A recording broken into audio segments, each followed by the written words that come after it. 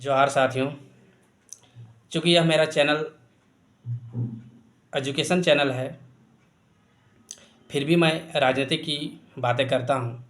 इसके पीछे वजह यही है, चूँकि राजनीतिक से ही सारी चीज़ें तय होती है, इसीलिए मैं इसे शिक्षा का पार्ट मानता हूँ, एजुकेशन का एक पार्ट ही मानता हूँ।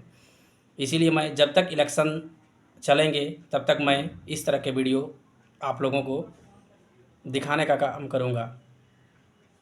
तो मैं आप लोगों के सामने बात करना चाह रहा हूँ बरहेट विधानसभा से, जहाँ से मुख्यमंत्री हेमंत सोरेन चुनाव लड़ते हैं।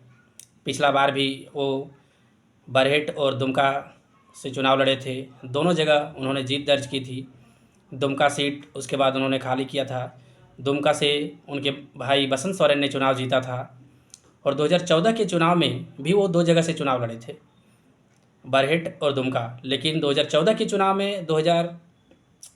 चुनाव में हेमंत सोरेन बरहेट से ही जीते थे, दुमका से वो चुनाव हार चुके थे और 2019 में दोनों जगह से जीते। पिछला बार वो लगभग 25,000 वोट से जीते थे। इस बार उसके सामने है बीजेपी के उम्मीदवार गमालियन हेम्ब्रम। 2010 से 2019 तक पारा टीचर थे। गमालियन हेम्ब्रम पिछले बार भी आजसू के पार्टी से चुनाव लड़ चुके हैं। पिछला बार वो बहुत ज़्यादा वोट नहीं लाए थे, लेकिन इस बार बीजेपी से टिकट मिलने के बाद, चूँकि इस बार बीजेपी और आजसू का गठबंधन है, 2019 में बीजेपी और आजसू का गठबंधन नहीं था, तो इस बार उम्मीद है कि वो इस बार कुछ अच्छा करेंगे। क्योंकि हेमंत सोरेन लगभग 10 वर्षों से वहाँ से विधायक हैं और क्षेत्र में लगभग वैसा कुछ बड़ा काम नहीं किया है। जिस तरह वो मुख्यमंत्री हैं, तो मुख्यमंत्री का दायित्व है कि वो अपने क्षेत्र में कुछ बड़ा काम करे। तो इसके लिए वहाँ की जनता काफ़ी नाराज़ है। और जो गमालियन हेम्ब्रम है, वो लगभग 5 वर्षों से क्षेत्र में काफ़ी ज़्यादा काम कर रहे हैं। वो हर एक क्षेत्र में वो काम कर रहे हैं। जैसे फुटबॉल का आयोजन करते हैं, उसमें लगभग भारत के लगभग सभी राज्यों से वहाँ खिलाड़ी भाग लेते हैं और इसमें बहुत भारी भीड़ रहती है। गमालियन हेम्ब्रम में पिछले 5 वर्षों से उन्होंने इतना काम किया है, जो आज उस फील्ड में पूरा बरहेट विधानसभा में उनकी बहुत चर्चा हो रही है। तो इसलिए इस बार हेमंत सोरेन की यह खतरे की घंटी है। वहाँ की जनता ने भी यह सोचने के लिए मजबूर है कि यही हेमंत सोरेन ने चुनाव से ठीक 3 महीने पहले मैया योजना देने का काम किया है। और मैया योजना देने का काम तो किया है, लेकिन उस समय विधवा पेंशन, वृद्धा पेंशन बंद कर दिया गया है। तो यह जनता तो सब देख ही रही है। युवाओं में काफ़ी नाराज़गी है।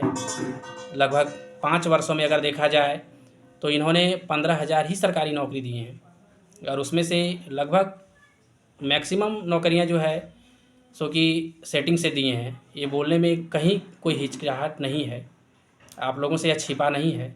सीजीएल का एग्ज़ाम बहुत दिनों से पेंडिंग था, उसको इन्होंने पिछला बार लिया जनवरी में, तो उसका भी पेपर लीक हुआ। इस बार भी विवादित है, इस बार भी क्वेश्चन लीक हुए हैं। तो यह तो पब्लिक देख ही रही है। युवाओं में इसकी खासी नाराज़गी है। तो चुनाव के पहले हेमंत सोरेन ने मैया योजना ला के वोट बैंक को अपने पाले में करने की कोशिश किए हैं, लेकिन इस चुनाव में देखना होगा वो कितने कारगर साबित होते हैं। इसलिए इस बार के चुनाव में हेमंत सोरेन के लिए कड़ी चुनौती है।